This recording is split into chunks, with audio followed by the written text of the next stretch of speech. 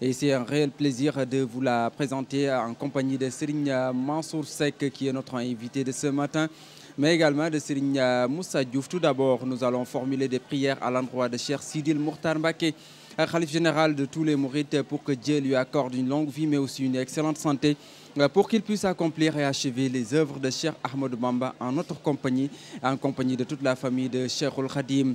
En prélude à ce grand événement qui est le Grand Magal de Touba, la télévision Al-Mouridiyyah donc déploie tout son personnel mais également son matériel en compagnie de la DTV ici à la grande mosquée de Touba pour vous donner les meilleurs en tout cas des moments que nous allons vivre ici à Touba.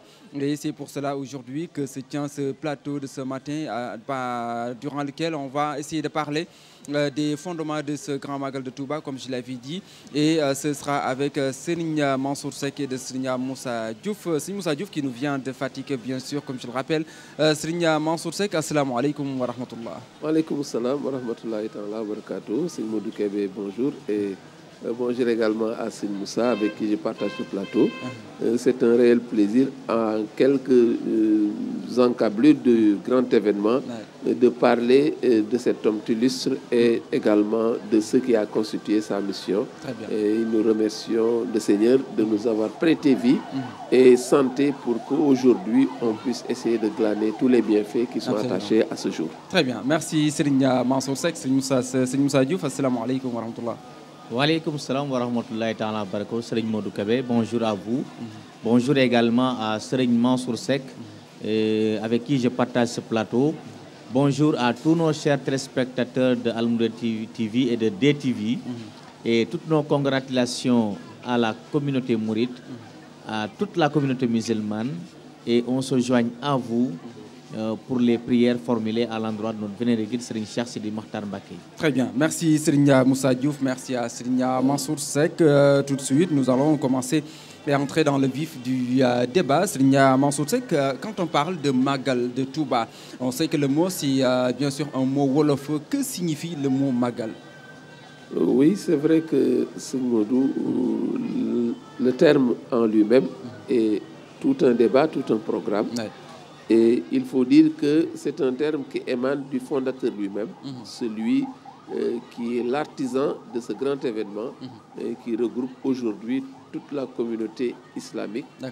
Et le Magal, c'est simplement une célébration. C'est une occasion de rendre grâce à Dieu le Très-Haut.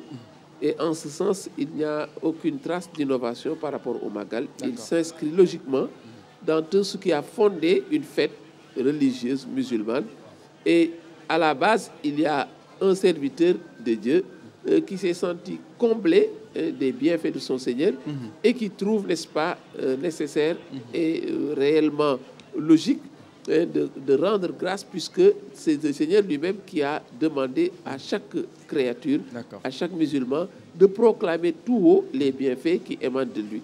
Donc c'est dans ce sens que ce Magal qui est tout un programme, je l'ai dit, parce qu'à la base, il y a un serviteur de Dieu qui doit rendre grâce et qui a senti qu'il est indigent à rendre grâce à Dieu et dans l'envergure qu'il le faut. C'est pourquoi il a fait une invite généralisée à l'ensemble des disciples, à l'ensemble des musulmans, de venir s'associer à lui dans l'action de grâce. Donc, puisque je l'ai dit, ça ne s'inscrit que dans toute logique de fête musulmane. Une fête musulmane, il y a à la base un prétexte. Le prétexte, ce sont des épreuves que le vénéré Cheikh Ahmadou Bamba avait subies.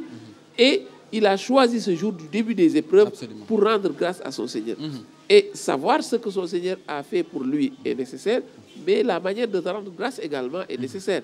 On ne saurait rendre grâce en utilisant des arguments autres que ceux traditionnellement l'islam utilise. Une occasion de rendre grâce à Dieu, on ne saurait le faire qu'en respectant une dualité qui est l'adoration intense, mais également de distribuer des réjouissances et de donner à manger et à boire à la gloire de Dieu.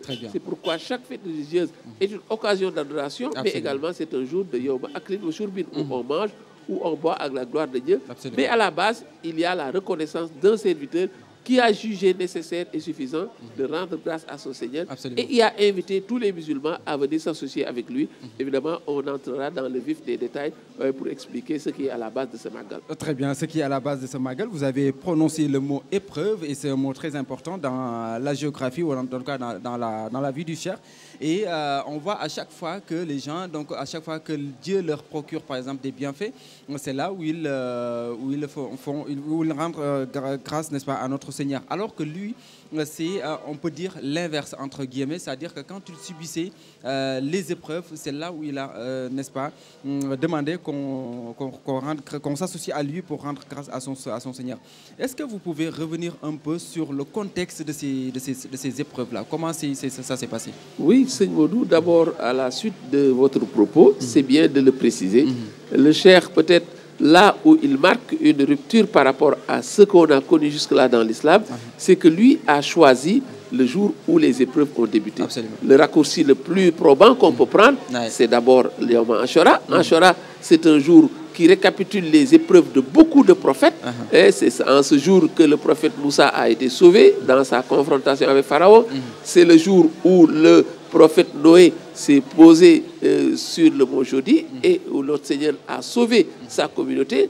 C'est le jour où Ayoba, le prophète Job, a été sauvé de la maladie.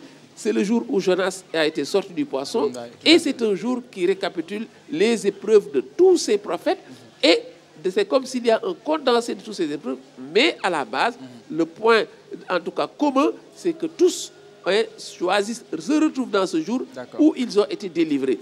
La Tabaski, qui est également un raccourci très probant, et on sait que le vénéré Abraham, quand il s'est résolu à respecter la recommandation de son Seigneur, notre Seigneur est venu à sa rescousse et lui a donné ce bélier qui a été sacrifié, alors que lui avait la ferme intention de respecter ce que son Seigneur lui avait demandé.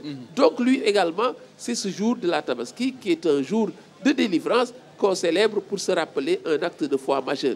Donc il y a là une nomenclature de fêtes que le musulman peut voir et remarquer que à la base il y a trois choses: un serviteur ardent, il y a des épreuves, il y a une délivrance et on retient ce jour de fête. Maintenant, cela avec le Cheikh, là où véritablement il y a un problème de facture majeure, c'est que le Cheikh, lui, a choisi le jour où les épreuves ont débuté. Le 18 Safar, c'est le jour où les épreuves ont débuté et il retient que, puisque c'est un défi majeur, je vais choisir ce jour puisque dès l'instant que mon Seigneur a accepté ma transaction, qu'il va m'éprouver, je sais que je vais réussir. Donc c'était un candidat qui était assuré de sa réussite. C'est pourquoi si les autres jours que nous avons connus, parce que Dieu a pu dire, c'est ainsi que l'on, en tout cas, rétribue tous ceux qui font acte de foi. Le Cheikh également a suivi cette voie, mais la grande innovation, la grande fracture, ce qui le caractérise, c'est que lui n'a pas choisi la fin des épreuves, mais il a choisi le début des épreuves. C'est ce qui fait de cette fête un événement aussi resplendissant. Un événement aussi resplendissant. Merci Serigne Mansour Seck, Serigne Mourtada, Serigne Moussa Diouf. À vous, à quoi cela vous inspire le mot Magal dont on parle aujourd'hui? Voilà. Merci Serigne Modou Kébé. Le mot Magal, comme Serigne Mansour l'a dit, est un mot wolof, mais qui représente à la fois un verbe et un nom. Magal en tant que verbe, c'est honorer, magnifier, glorifier. Donc, Cheikh Ahmadou Bamba nous a invités à travers ce jour de magnifier et de glorifier notre Seigneur à travers les bienfaits qu'il lui a octroyés. Mais également, c'est une occasion, nous en tant que talibés, d'honorer notre guide Cheikh Ahmadou Bamba pour tout ce qu'il a fait pour nous, mais pour toute la communauté musulmane. Mais aussi, quand on parle de Magal, en tant que le Magal, comme Seigneur Mansour l'a dit, c'est un jour d'action de grâce, c'est un jour de fête, un jour de communion dans l'action de grâce, mais aussi la célébration d'un anniversaire. Quel anniversaire? C'est le 18 Safar 1313, date de l'arrestation de Cheikh Ahmadou Bamba à Diaol le 10 août 1895, qui consacre le début des épreuves suite au contrat qu'il a noué avec le prophète Mohammed, paix et salut sur lui. Un contrat pour lequel il avait une ambition, il avait des vœux, et le prix à payer pour cette ambition, pour ce vœu-là, c'est une somme d'épreuves qu'il devait endurer. Et lorsque maintenant le jour a commencé, il a dit, je choisis ce jour comme étant mon jour d'action de grâce. Absolument. Pourquoi? Parce qu'il n'attend pas à ce qu'on, à la fin des épreuves pour déclarer le jour de fête, mais le début des épreuves, parce que c'était l'exaucement de ses vœux. Parce que la mission dont il allait commencer à faire à partir de ce jour-là, il avait l'intention de le faire depuis l'année 1301 de l'Hégire. 12 ans après, donc 1313, c'est l'année que notre Seigneur a décrété pour dire que c'est le début de la mission. Et pour lui, c'est la réalisation de son vœu. Il dit non seulement c'est la réalisation de son vœu, il dit c'est mon jour d'action de grâce, mais il savait très bien aussi et pertinemment qu'il allait réussir parce que ces épreuves-là, il allait les endurer. D'accord, très bien. Voilà. Très bien. Serigne Moussa, vous avez parlé d'épreuves, vous avez parlé de l'arrestation du Cheikh et vous avez parlé également de la signification du mot Magal, comme vous l'avez dit.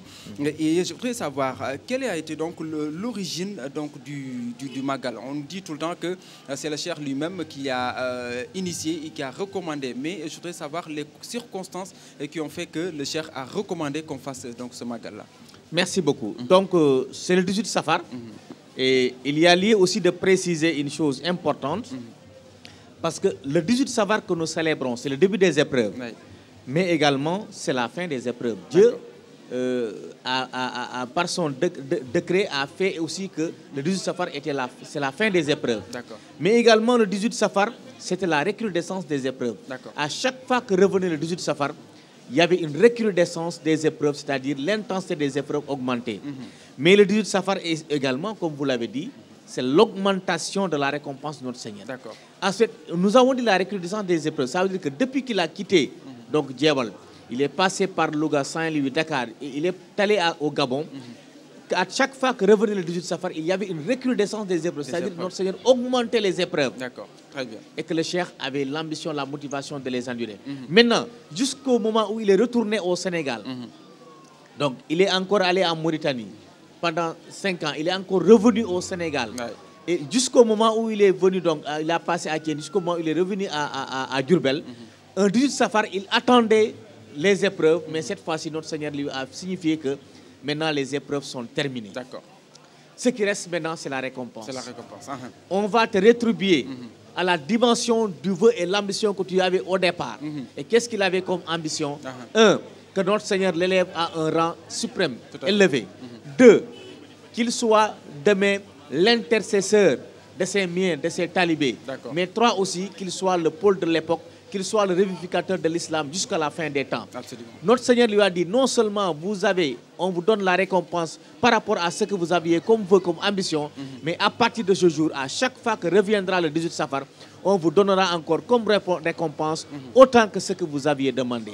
Et notre Cheikh commençait à le célébrer, bien sûr, cette célébration festive, de façon intrinsèque, se résumant à sa personne, mais jusqu'au moment où il a appelé les disciples pour dire, maintenant, mon seule action ne suffit pas pour honorer, pour magnifier mon Seigneur. Maintenant, je vous invite à vous, mes talibés, ceux qui se joignent à moi pour venir communier à moi à l'occasion de ce jour pour rendre grâce à notre Seigneur. Et je crois que c'est ça qui a fait donc l'objet. Maintenant, les talibés ont commencé à célébrer cela jusqu'au moment où les talibés l'appelaient Tabaskiwat, c'est-à-dire faire une deuxième Tabaski, parce que c'était le jour de fête pour laquelle on avait ce genre de festivité. Et le Cheikh les a appelés pour dire, qui vous a dit que c'est Tabaskiwat, une Tabaski deuxième fois? C'est de l'innovation blâmable. Ne l'appelez pas une deuxième Tabaski, mais appelez ça Magal. Très bien. C'est le Cheikh lui-même qui a donné le mot Magal pour cet événement. C'est lui qui a donné le mot Magal lui-même. Donc c'est lui l'initiateur de ce Magal et c'est le seul Magal dont il est l'initiateur. D'ailleurs, Serigne Mansour Seck, comment il le célébrait lui-même, le Cheikh? Oui, il a donné le ton. Je crois que Serigne Moussa a montré. Il y a la tradition orale raconte que lui-même avait choisi d'égorger, n'est-ce pas, un mouton. Le jour où... Et ce point de fracture, c'est bien que Moussa soit revenu là-dessus, parce que ce point de terminologie est un enjeu majeur, parce que le Cheikh a balayé d'un revers de main le terme Tabaski bis, parce que certains ont eu une confusion, parce que il y a eu un événement où le Cheikh, quand il préparait pour la première fois ce Magal, cela coïncide à une période qui est proche de la Tabaski. On sait que le mois de Zulhijjah est le mois de Muharram, ensuite c'est le mois de Safar. Ils ont senti que le fait que le cheikh demande d'égorger un mouton, c'est comme s'il y avait une reprise de la Tabaski. Et c'est pourquoi il a tenu à balayer d'un revers de main ce terme pour dire que désormais, parler de Magal, ne parlez pas de Tabaskiwat, une Tabaski bis. Donc, c'est lui qui a déjà donné le ton en montrant qu'il faut égorger. Il faut égorger à la gloire de Dieu. Il faut, parce que notre Seigneur n'a pas besoin de la viande et que l'on consomme ou de ce sang qu'on tue, mais il voudrait simplement que tout se fasse dans l'action de grâce, dans la crainte révérentielle. C'est pourquoi donc, cette fête, je l'ai dit, n'outrepasse guère les règles déjà préétablies pour le musulman qui va rendre grâce à son Seigneur. Donc c'est le cheikh lui-même qui est l'artisan de cet événement. C'est lui qui le premier a donné le ton en montrant qu'il faut célébrer le Magal en égorgeant à la gloire de Dieu, mais également en rendant grâce à Dieu par l'adoration. C'est cette dualité qui est l'activité fondamentale dans le Magal. Adorer Dieu chaque fois, mais également donner à manger et à boire aux autres. Par la suite, maintenant, la chose sera perpétuée. Chacun le faisait dans le lieu où il se trouvait. C'est par la suite que Serigne Fallou, le deuxième calife du bouddhisme, a pris le parti d'amener, de convoquer tout le monde à Touba pour que la célébration puisse se faire dans les dessins simplement d'élargir et de donner encore plus d'envergure et de notoriété aux autres. Mais vous l'avez bien dit, si tu es parti du cheikh, c'est lui qui a subi les épreuves, c'est lui qui a en tout cas subi toutes les exactions, c'est lui qui a remporté la palme, mais c'est lui qui également a donné le ton en montrant qu'il faut sacrifier, n'est-ce pas, tout ce que notre Seigneur vous destine en espèces, parce qu'il y a un verset coranique qui montre que ce jour de fête, tous les jours de fête, il y a pour chaque communauté une occasion de fête, mais qu'il ne contrarie pas ce qui est demandé. Ça ne doit pas être une occasion pour faire des innovations qui sont blâmables, mais tout se fait dans la continuité et dans les règles établies par notre Seigneur. Et donc, dans ce sens, est-ce que vous pensez que la manière dont nous faisons le Magal, nous célébrons le Magal à nous, est-ce que c'est conforme par rapport aux recommandations du cheikh? Vous voyez, Seigneur Modou, nous sommes dans un champ qui est l'enjeu du musulman. Et il ne faudrait pas que le musulman dorme sur ses lauriers. Il y a eu beaucoup de choses, n'est-ce pas, que le vénéré cheikh a balayé, n'est-ce pas, parce qu'au début, on sentait qu'il y a beaucoup de choses qui se faisaient qui n'étaient pas en adéquation avec ce que le cheikh recommandait. Un peu comme ce qu'il disait dans Tanzimo Bisonnati, cela veut dire que célébrez-le en tenant compte de la réglementation, de la règle établie et ne faites pas d'innovation. De la même manière, on sent que de plus en plus les choses marchent, mais plus il y a une connaissance par rapport au jour et l'effort est fait pour être conforme à ce que le cheikh veut. L'occasion du Magal, c'est une occasion de rendre grâce à Dieu, même s'il y a un événement qui est un programme, n'est-ce pas, qui réunit tout le monde, on doit se rappeler que c'est une occasion de rendre grâce au Seigneur. Ce n'est pas une occasion pour faire des innovations. C'est pourquoi donc les choses sont en train de changer au fur et à mesure, parce que puisque les gens connaissent davantage ce que le cheikh recommande, ils calibrent leurs actions par rapport à cela. Mais il n'empêche que les gens doivent être encore éveillés davantage pour qu'on sache que ce n'est pas une occasion pour rater une prière canonique. Ce n'est pas une occasion pour tourner en rond et oublier de lire le Coran ou bien de lire des panégyriques du cheikh. Ce n'est pas une occasion, n'est-ce pas, pour que ce soit une fête, une organisation festive, mondaine, mais au contraire, c'est bigrement et c'est une chose profondément religieuse. Et c'est ce à quoi les musulmans doivent être concentrés et doivent être en tout cas consacrés pour que même dans les lieux où l'on retrouve les pèlerins, dans les maisons, on doit s'organiser pour qu'il y ait cette séparation franche entre hommes et femmes. D'abord parce que ça c'est un principe non négociable dans l'islam, mais il faut faire en sorte que chaque chef de famille, que les gens s'occupent utilement pendant le Magal. Parce qu'il y a des occasions où notre Seigneur décuple les bienfaits qu'il accorde. Rendre grâce à Dieu, lire le Coran est une chose utile, mais le faire pendant le Magal l'est davantage. Donc, il y a des pas qui sont en train d'être faits, mais plus les gens seront éduqués et éveillés, on se calibrera davantage dans ce que le Cheikh a recommandé. D'accord, très bien. Aujourd'hui, on voit qu'il y a une mouvance, n'est-ce pas, de la jeunesse qui commence à célébrer le mois entier. Dès qu'on entre, dès le premier Safar, on sait qu'il y a la recommandation du Khalif général des Mourides, Serigne Sidi Mokhtar Mbacké, qui avait recommandé qu'on lise le Coran, mais également qu'on commence à célébrer. Mais il y a une mouvance, en tout cas, de la jeunesse qui commence vraiment à faire un peu tache d'huile dans cette célébration du Grand Magal de Touba. Est-ce qu'il doit y avoir une exhortation par rapport à cela? Il y a des pas qui sont en train d'être faits. Oui. Parce que notre Seigneur a donné recommandation. Avant de m'adorer, il faut connaître ce que j'ai recommandé. Connaissez-moi avant de m'adorer. De la même manière, celui qui veut œuvrer dans le Magal, il y a un minimum de connaissances que l'on doit savoir pour savoir comment le faire. On se rappelle que pour le Gamou, précisément, le Cheikh disait, Dani, il a juste lui, il se concentre à le vivifier tout le mois durant. D'accord. Le vénéré Cheikh Abdallah Mbacké enseignait que quand le Magal est ramené à un hôte, si on l'apprécie comme un hôte, un hôte qui vient vous rendre visite, on n'attend pas qu'il arrive dans nos appartements, on va l'accueillir, on va l'installer et on va le raccompagner. Absolument. De la même manière, dès que le mois de Safar apparaît, mais on doit sentir que véritablement, les choses sont en train de se préparer. Tout à fait. Et aujourd'hui, mais on voit qu'il y a véritablement un effet réel, comme vous l'avez dit, Seigneur Modou. Dans toutes les contrées, les gens se manifestent ou bien font des actions pour qu'on sente que ce mois béni, durant lequel nous avons eu tout ce que nous désirons, est arrivé. C'est pourquoi il y a des marches à la gloire de Dieu, il y a des distributions. Mais est-ce que ça fait des recommandations de Cheikh Ahmadou Bamba de célébrer le mois plutôt que le jour même? Non, lui, il avait dit que le Magal, c'est le 18e Safar. C'est le 18e, oui. C'est peut-être que par anticipation, les gens se préparent pour mieux se préparer davantage. Mais le vénéré Cheikh Abdallah Mbacké, il avait donné une information de taille. Il disait qu'il y a au moins 3 jours pour le Magal. Mais ça balaye d'un revers de main ceux qui disent que le Magal, c'est le 18e au matin, simplement, puisque c'est le moment où les gens... Il faut être conforme à ce que le Cheikh a dit. Cheikh Abdallah, quand il le disait, il était Serigne Touba lui-même, il était à la... C'était lui le magistère, il a incarné le magistère suprême du bouddhisme.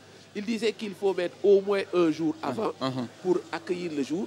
Il faut vivifier ce jour, mais il faut le raccompagner. Tout à fait. Mais ce n'est pas mauvais. Tant que c'est fait dans les desseins de mieux se préparer pour le jour, ce n'est pas interdit. Ce qu'on ne voudrait pas que les gens investissent tout avant le Magal et que le jour du Magal, il reste les mains nues. Ça, ce serait catastrophique. Donc, c'est important également de faire cette précision. Oui, de faire cette précision. Merci, Serigne Mansour Seck. Serigne Moussa, vous avez entendu tout ce que vient de dire Serigne Mansour sur la célébration, mais également la manière dont on célèbre le jour. Aujourd'hui, on sait que c'est un jour très important pour toute la Oumma musulmane, mais également, surtout, pour les disciples de Cheikh Ahmadou Bamba que nous sommes. Alors, quel doit être notre apport, en tout cas, ou quelle doit être la signification du Magal par rapport aux disciples de Cheikh Ahmadou Bamba? Merci Serigne Kébé. La signification d'abord, il y a une première signification parce que nous sommes des disciples de Cheikh Ahmadou Bamba. Nous avons prêté serment d'allégeance à lui. Donc s'il donne une recommandation, c'est une obligation pour qu'on respecte cette recommandation, pour qu'on se plie à cette recommandation. Donc c'est un jour qui nous donne l'occasion de prouver la sincérité de notre allégeance à Cheikh Ahmadou Bamba. Ça, c'est un premier élément. Donc, tout disciple de Cheikh Ahmadou Bamba doit se joindre à lui, communier avec lui pour rendre grâce à notre Seigneur pour tous les bienfaits qu'il a accordés pour ce jour. Ça, c'est le premier aspect. Le deuxième aspect, maintenant, c'est il faut le faire dans les règles de l'art, c'est-à-dire comme il l'a souhaité de le faire. C'est très important. Une manière qui n'outrepasse jamais les recommandations de notre Seigneur et la tradition du prophète Mohammed, paix et salut sur lui. Donc c'est quoi? Nous avons dit jour de réjouissance, manger et boire, mais aussi un jour d'adoration de notre Seigneur. Parce que dans cette action de grâce, il y a l'aspect festif, mais il y a l'aspect adoration. Tout à fait. Donc lire le Coran, comme Seigneur Mansour l'a dit, se recueillir, mais également prier notre Seigneur. Et on doit le faire en respectant les recommandations de notre Seigneur, la tradition du prophète Mohammed, paix et salut sur lui, parce que c'est comme ça que le Cheikh le faisait, et c'est comme ça qu'il le veut, et c'est comme ça qu'il a recommandé. Donc, nous autres disciples, on doit se conformer à cela. Donc, sachons que l'action de grâce que nous faisons à l'occasion de ce Magal s'inscrit s'inscrit parfaitement dans l'action de grâce, la reconnaissance qui nous incombe envers notre Seigneur. Et c'est une vertu, un comportement exemplaire du musulman. Donc, c'est une occasion pour nous de montrer que nous sommes sur la voie tracée par notre Seigneur, la voie droite, Sirat al-Mustaqim. Et c'est une occasion de développer en nous des vertus, des comportements exemplaires qui forgent la personnalité musulmane, le mouride authentique. Très bien. Donc je crois que c'est un aspect très important et c'est pourquoi donc, nous devons éviter, comme Seigneur Mansour l'a dit, d'y adjoindre des choses blâmables, mais de faire l'action de grâce strictement selon les recommandations de Dieu et de son prophète Mohammed, paix et salut. Tout à fait, tout à fait. Et on sait que quand on parle de Magal de Touba aussi, tous les esprits en fait convergent vers Touba, qui est un lieu où la résidence de Cheikh Ahmadou Bamba. Alors, quel doit être le comportement du pèlerin pour désigner en tout cas ce qu'ils veulent ou bien ceux qui se rendent dans la ville sainte de Touba, le comportement de ces pèlerins-là pendant qu'ils sont ici à Touba? Le comportement de ces pèlerins, tout simplement, va s'inscrire dans le sens des vertus que nous avons dit tout à l'heure. D'abord, ceux qui sont chargés d'accueillir les autres. Cheikh Abdourahmane Mbacké l'a dit dans le sermon que Serigne Mansour a cité. Donc, il faut accueillir les autres. Parce que le jour, lui-même, il faut l'accueillir, mais aussi il faut accueillir les autres. Accueillir les autres, maintenant, c'est leur donner un espace qu'il faut préparer avec toutes les civilité et convenance qu'il faut. Mais également, c'est les accueillir dans la gaieté, dans la joie. Mais c'est leur offrir des conditions optimales de séjour. Tout à fait. Mais également, c'est leur donner à manger et à boire. Mais également, c'est leur donner l'occasion de rendre grâce à notre Seigneur sur le plan spirituel.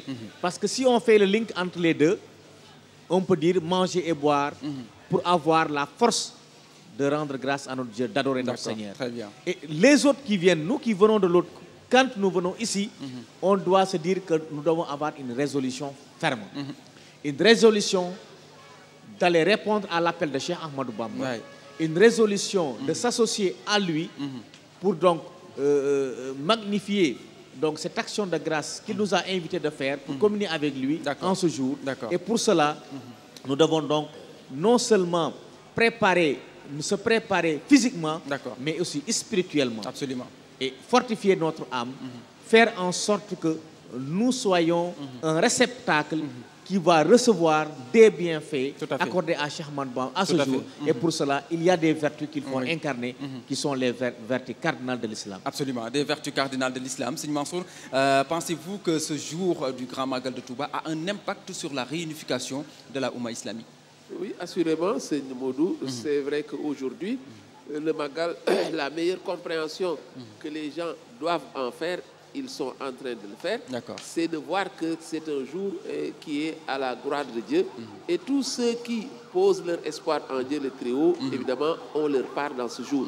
Le vénéré Cheikh Abdourahmane Mbacké enseignait que celui qui sollicite quelque chose au nom de toute la communauté jusqu'à ce que Dieu l'accorde, mais c'est toute la communauté qui doit rendre grâce à Dieu pour cela. Et c'est cela le sens du Magal. Le Cheikh n'a jamais voulu présenter une chose étriquée. Au contraire, il a ratissé large. Il ne s'est jamais revendiqué un autre statut que celui d'esclave de Dieu et de serviteur du prophète. Il n'a jamais voulu que l'on appelle ce qu'il fait sa voie une tariqa. C'est trop restrictif. Il a toujours montré que c'est l'héritage du prophète de Dieu, paix et salut sur lui, ce prophète qui est, n'est-ce pas, notre argument commun à nous tous. C'est pourquoi donc, véritablement, le jour du Magal, c'est un jour à la gloire de Dieu le Très-Haut, et c'est une occasion qui doit être vivifiée, et les gens doivent glaner des bienfaits à la gloire de toute la communauté. La preuve, ce ballet diplomatique qu'on voit, toutes les communautés qui viennent, tous ces gens-là qui viennent se présenter le jour du Magal, c'est la preuve que c'est déjà un point de départ pour une réunification ou bien une entente entre toutes les obédiences de la communauté musulmane. Tout à fait. Merci Serigne Mansour Seck. Mais peut-être une dernière ou avant-dernière question. Serigne Moussa, il y en a qui pensent que le Magal, c'est un gâchis, ou bien en tout cas c'est un gaspillage d'argent. On tue beaucoup de bœufs, on gaspille beaucoup d'argent. Et il y en a qui pensent aussi que c'est une entrave par rapport à l'économie du pays. Êtes-vous de cet avis? Je crois que d'abord c'est une mauvaise inspiration. Parce que d'abord, si on dit que le Magal c'est un gaspillage, ceux qui le disent sont mal inspirés. Parce qu'à travers le monde, il y a d'autres événements qui sont classés des événements internationaux, qui sont relayés un peu partout et pour lesquels les gens magnifient sur le plan économique. D'accord. Je vous donne tout simplement l'exemple du carnaval de Rio de Janeiro. Personne ne l'a décrié. Donc pourquoi décrier le Magal? Je pense que c'est une mauvaise inspiration. Absolument. Et je crois que cela n'a rien à voir par rapport à la dimension de ce jour. Tout à fait. Donc je crois que ce qu'on fait pour ce Magal est un moyen, est un aspect de développement pour rejoindre la deuxième aspect de votre question. D'abord sur le plan économique et social et spirituel. Sur le plan économique, mais avec ce Magal, regardez le transport. C'est le principal moyen de développement du transport dans ce pays. Ça, c'est un élément indéniable. Le deuxième élément, sur le transport urbain, regardez le nombre de charrettes qui entrent à Touba, qui assurent le transport interurbain. Ces charrettes-là, s'ils doivent donner des redevances à la collectivité locale. Donc, c'est un moyen de développement pour la collectivité locale, pour tout ce qu'il va engager comme redevance de la part de ces acteurs. Mais également sur le plan international, le transport aérien, mais également les exportations, ça pousse donc les recettes douanières. Et sur le plan aussi local, c'est du consommer local, parce qu'on va consommer ce que le pays brut, donc ça pousse le produit intérieur brut, le PIB du Sénégal. Absolument. Sur le plan aussi spirituel, tout à l'heure vous avez parlé de la jeunesse. L'adage l'a dit, dis-moi quelle jeunesse tu as, je te dirai quel peuple tu as. Un peuple, c'est une somme d'individus. Et dans ces individus, les jeunes sont majoritaires. Et comme nous l'avons dit tout à l'heure, la commémoration du Magal de Touba fortifie en nous des vertus. Si on incarne ces vertus à la jeunesse, on est en train donc de fortifier les vertus de ce peuple. Donc, le Magal sur le plan spirituel, c'est une façon donc d'éduquer ce peuple. Donc, je crois que sur tous les plans, le Magal a un bénéfice, aussi bien sur le plan économique, social, culturel, religieux et spirituel. Absolument, absolument. Merci. Un dernier mot, Serigne Mansour, sur l'impact économique et social surtout. Oui, c'est un impact indéniable. Je crois que les statistiques pourront montrer tout ce qui bouge sur le plan économique pendant le Magal, avant le Magal. Et c'est réel que ce lieu de regroupement extraordinaire, les gens parlent de 3 millions de personnes, il y en a qui vont au-delà, mais c'est un marché potentiel, ne serait-ce que pendant tout le mois qui constitue le mois de Magal, mais il y a là une preuve éclatante que sur le plan économique, le Magal booste, n'est-ce pas, cette marche de l'économie. Il y a un marché potentiel qui regroupe, n'est-ce pas, des millions de gens, mais ça c'est indéniable. Et ça, ce n'est que la partie visible, parce que sur le plan économique, c'est un enjeu majeur, mais en réalité, sur le plan spirituel, le profit spirituel, la transformation qualitative que cela fait, à méditer cet homme qui s'est sacrifié au nom de toute la Oumma, mais c'est évidemment une chose incommensurable sur le plan spirituel, et les effets, évidemment, se font sentir sur la marche des gens, sur leur caractère, sur la vie sociale, et tout ceci grâce au Magal. Absolument. Merci à Serigne Mansour Seck, merci à Serigne Moussa Diouf. C'était tout pour cette version française. Je vous retrouve dans quelques instants avec d'autres invités dans la version Wolof de cette émission spéciale plateau du